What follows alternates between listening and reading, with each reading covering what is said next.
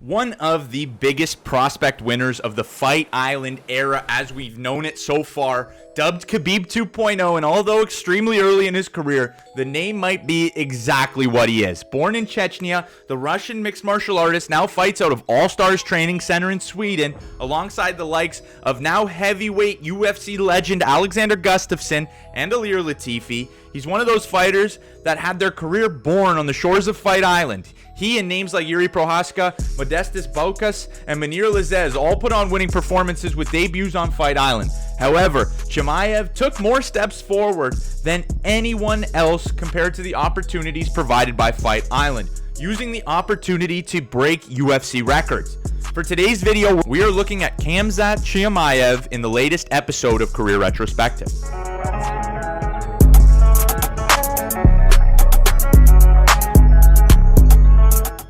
What's as crazy as Khamzat's quick rise in the UFC to be compared to names like 28-0 world pound-for-pound number 2 Khabib Nurmagomedov is the time it's taken for Khamzat to achieve his 8-0 pro MMA record. Chimaev is only 26 and only started fighting professionally as of May of 2018.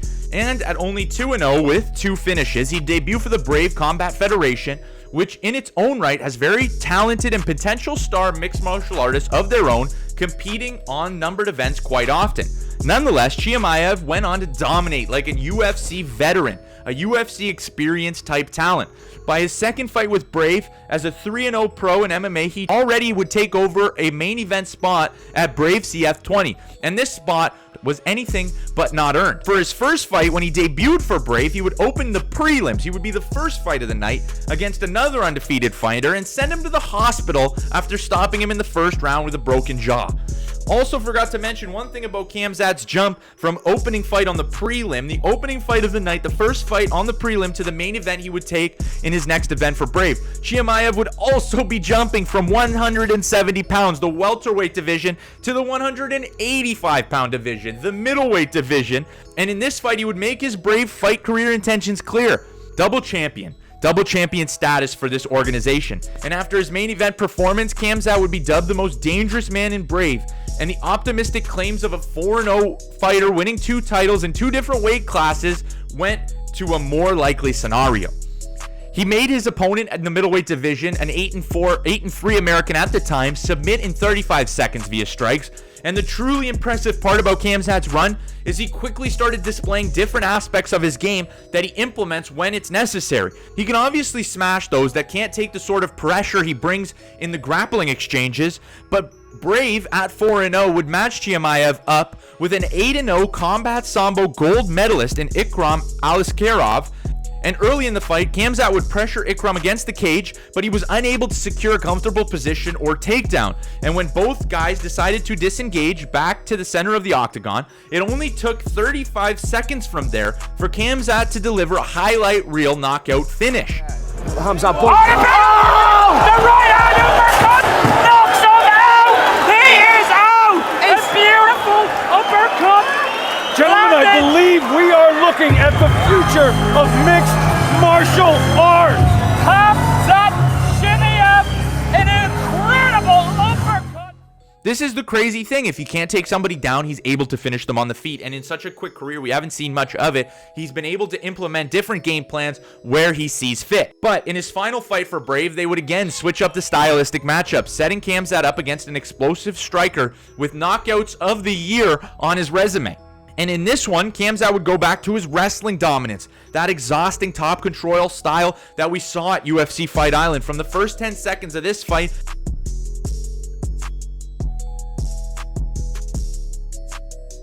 to the end of round number 1, In the back. Here's the takedown. to the first 10 seconds of the second round, to the Darce choke finish that would put his opponent completely unconscious at 3 minutes and 43 seconds of round number 2. All of the above events that we've discussed, from his first pro fight to 6-0 with 6 finishes, would lead him from May of 2018 to the end of 2019. The undefeated Chechen-Swedish mixed martial artist recently received recognition in his own country. On March 21 of this year, he was elected by the Swedish Martial Arts Association as the Breakthrough Athlete of the Year, and he was also ranked one of the top European MMA prospects outside of the UFC. As well as prior to the coronavirus pandemic, this fast destruction of many prospects in Brave would catch their attention, and he would earn a title shot against the 170-pound king, the Jordanian Lion. However, then the pandemic struck and the fight was postponed. The fight would actually never materialize as it was canceled via the coronavirus, and Khamzat would step away from Brave with the opportunity on Fight Island presenting itself in the form of a potential medical issue for middleweight Dusko Todorovic. It was announced on July 9th that Khamzat would be stepping in to fight John Phillips on July 15th. And again, the welterweight Khamzat Chimaev would, like he has done before, step into the UFC for his UFC debut at 185 pounds in the middleweight division. And Khamzat, once again, even with the weight jump, would put his opponent on the back in the very first seconds of the fight. Phillips did not want to be there, and generating an unbelievable amount of power from the top positions, Khamzat cut Phillips open early, and it's safe to say John Phillips absolutely just survived the first round. Because when they walked out in that very second round, it was quickly all she wrote. The defeated Phillips tapped at 347 in the second round via a Darce choke that we've seen Khamzat land before in his career. Then Khamzat would go on to make UFC history after absolutely dominating John Phillips, outlanding him by 42 strikes, absorbing only one significant strike, and earning a performance of the night bonus. He'd asked Dana White for another shot just 10 days later, and the boss man Dana White would oblige the request, getting him a fight again on Fight Island. I thought, in my personal opinion, this was a brilliant move from Khamzat Chimaev because he would not have to travel once again like his opponent, nor would he give his opponent any time to prepare for such a devastating style that's already so hard to prepare for. Khamzat would also be returning to welterweight, so he would give up that 15-pound advantage that he gave to John Phillips, and he would have the significant size advantage against his opponent. So, with all this being said, going into his next fight, he would close as the minus 1,667 favorite and absolutely demolish the debuting Rhys McKee, stopping the fight in the very first round, again outstriking his opponent by 40-plus strikes, but this time absorbing 0 significant strikes on his own end. That would set an amazing mark of, I think it was 83-2 or 83-1 significant strike as recorded by UFCstats.com. And this wrapped up a historic 10-day period for Khamzat, who has now put himself on the map amongst the UFC's top welterweights. Some respected media members are even going as far to insinuate he might be a top 5 welterweight, or at the very least favored among some of the top 15 in that division. Either way, however you think this guy is going to be, you better, if you're an MMA fan, be excited for the style that this guy brings to the table, because he's not wrestling you to finish. He's not wrestling you to win decisions. He's wrestling you to smash you. In a quote, he said, "I'm going to finish everybody." I'm going to finish everybody. I always look at the finish and smash somebody, knock him out like I did all my fights. I always look for the finish. Smash somebody, knock somebody out. So he's not grappling for the love of grappling. He's grappling to get you tired, to exhaust you, and beat your ass. So I'm so excited to see what this guy has to bring to the table.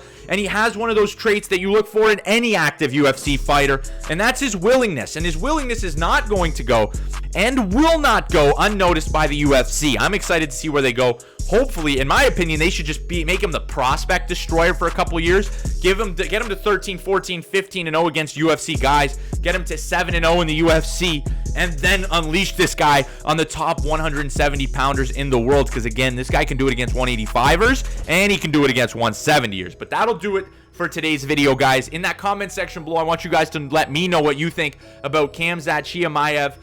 And as for this video, that'll do it. Remember to smash that like button, hit that subscribe button, and turn notifications on. But again, like all of Chimaev's opponents up to date, that finishes this video. Peace out, guys.